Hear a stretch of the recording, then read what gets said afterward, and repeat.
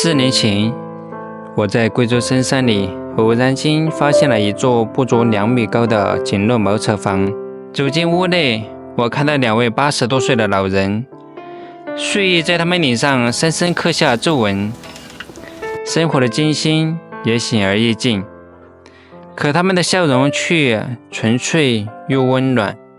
在这狭窄灰暗的屋子里，2位老人相依为命，一坐就是20多年，彼此陪伴。角落里还有一条可爱的小黑狗，为2位老人带来了很多欢乐。他们的生活谈不上富足，甚至可以用寒酸来形容。没有现代化的设备，吃穿也极为简朴，但他们一起在田间劳作，一起在昏暗的灯光下吃饭，一起在门口看夕阳，每一个瞬间都流淌着相濡以沫的深情。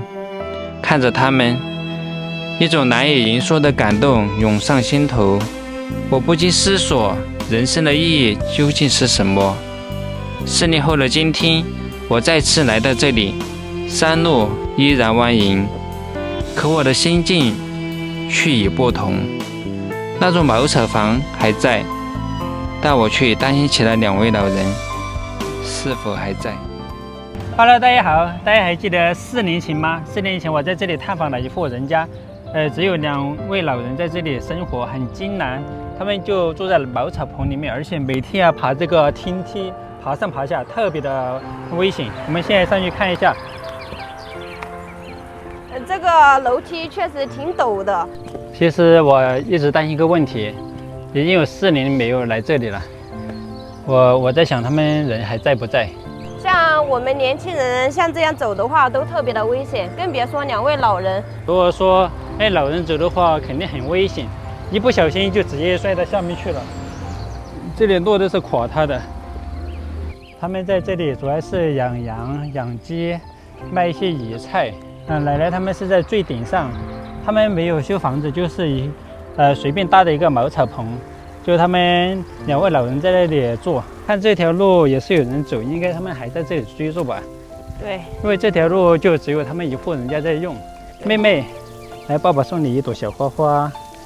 我们现在只能在下面猜测，希望他们2个老人家还在这里生活。大家看这个位置的路就比较宽了，对，没有下面的那个路窄。今天太热了，还好穿了短袖来。马上就到了，就在我们的头顶上。有鸡叫，应该还在家里啊。对，应该还在养鸡，在这里就能听到那个鸡鸣声。最后一个坡，上了这里就到了。对，这里也是这种比较陡的楼梯。哇，终于到了！哇，你看这条路真的是太危险了吧？像这种，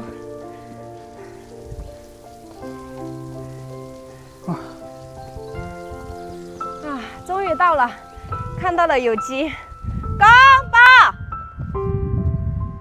没人回应啊，好像不在家，拜。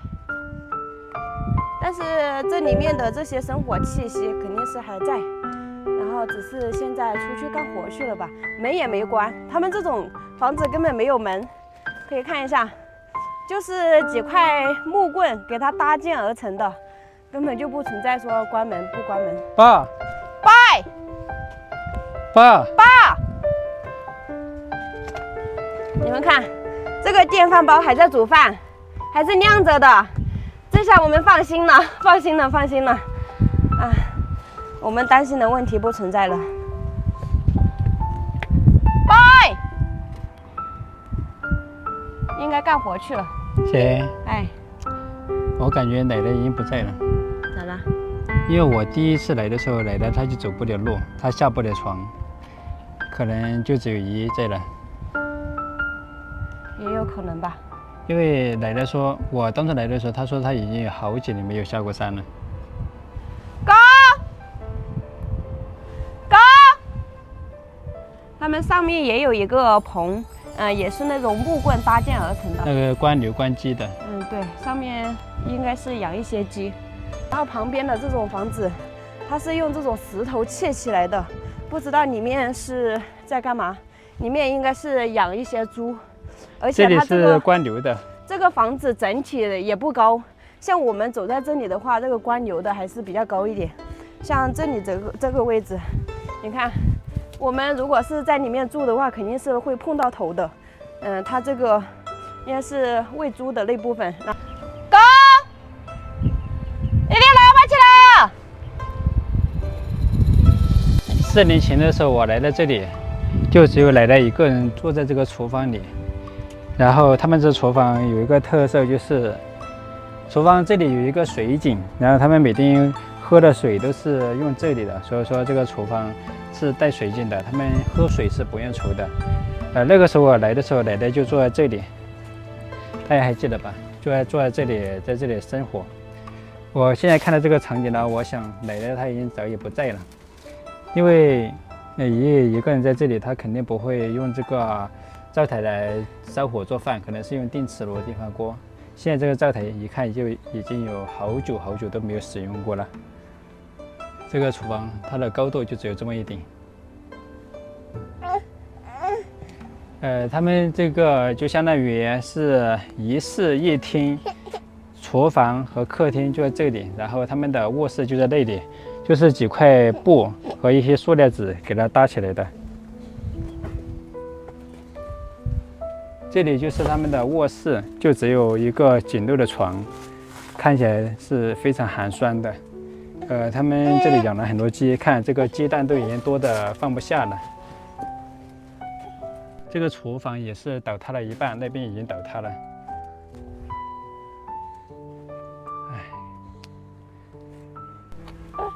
给大家整体的看一下他们的这个环境，很简陋。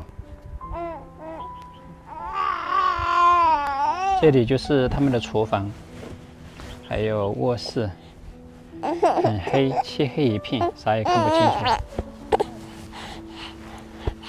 这些都是一些日用品。据了解，他们的子女在城里都有房，但是他们就是不愿意跟子女住在一起，所以说，他和他老伴就住在这里。也许奶奶已经不在了，也许奶奶在城里养病。我们希望他是在城里去生活了，就只有爷爷在这里。这里是一口井，给大家看一下，井里面的水还是很清澈的，所以说他们这里喝水是不用愁的。我们到山上去看一下爷爷在哪里，这里还挂着一块腊肉。厨房旁边已经是倒塌了一半的。看这个灶台已经好久都没有用了，已经垮塌了。所以说家里缺少一个女主人，这些东西就要减少很多。以前奶奶每天都是坐在这里，看着远方，等着爷爷卖菜回来。现在这个板凳已经坏成这样子了，说明奶奶已经很久没有在这里了。我们往这里过来看一下。这个位置已经倒塌了，他们这个棚子是随便搭建的。大家可以想象一下，一辈子就在这样一个简陋的茅草棚里面度过一生。但至少爷爷和奶奶他们是相爱的。往这里过来就是一间牛圈。以前这中间是养猪的，有一个猪圈。这些都是爷爷他自己去捡石头来垒的一个小房子。看样子这里面是没有养牛了，已经没有牲畜生活的气息了。像里面的话，已经就是用来养猪的，也没有养猪了。像这里就只剩一些鸡窝。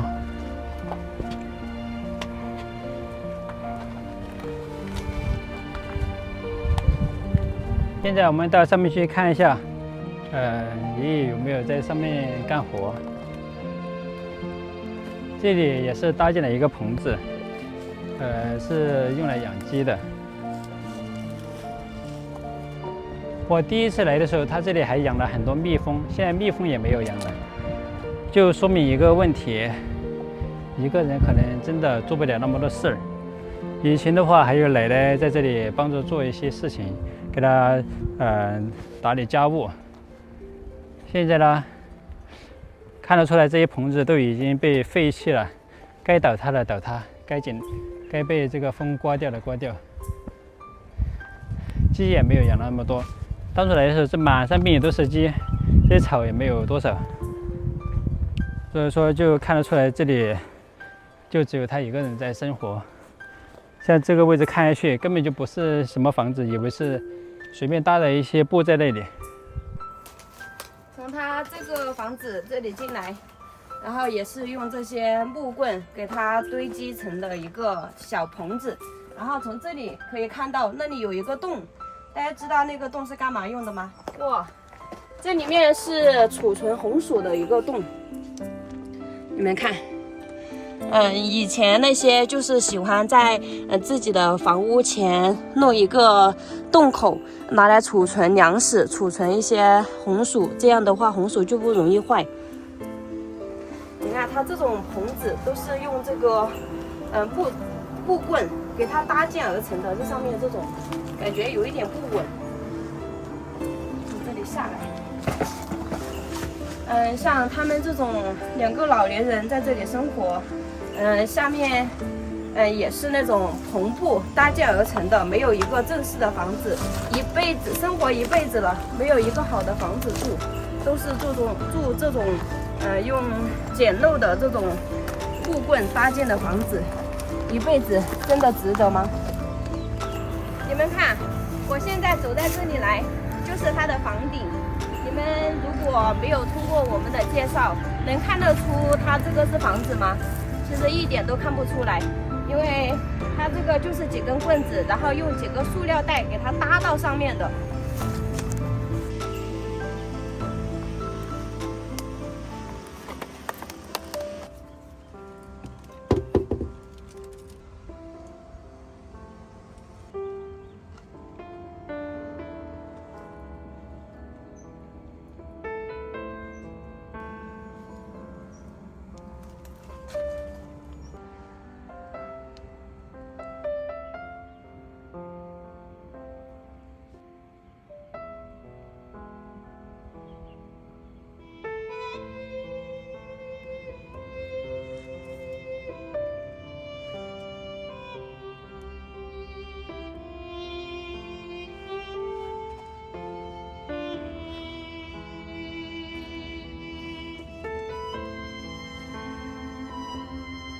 这里从他们的卧室过来，里面还有一个更深的房间。那这个房间呢，我不知道是拿来干嘛的。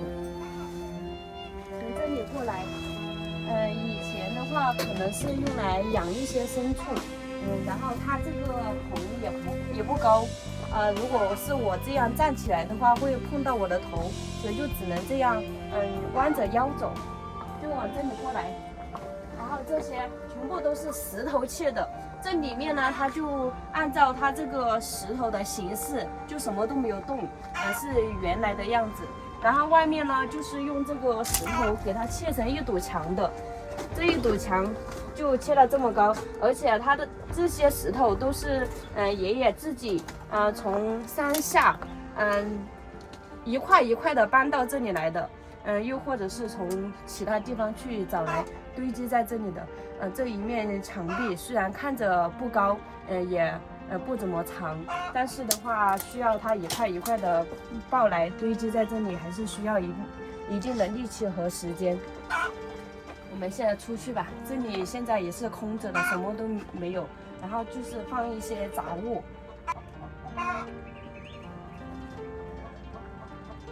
它这个房子唯一的门就只有这个门。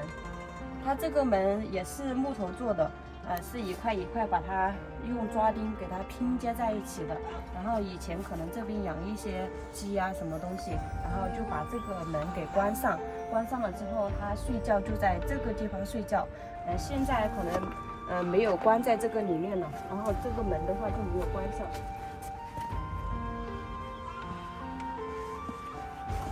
看这里还有这么多鸡蛋。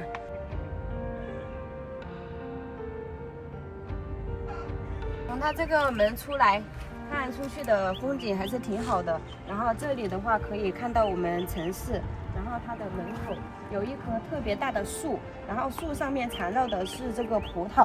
大家看，这边和这边就形成了一个鲜明的对比，一个天上，一个地下。这边风景好，而且高楼大厦，这边呢却是一个特别简陋的一个木房子。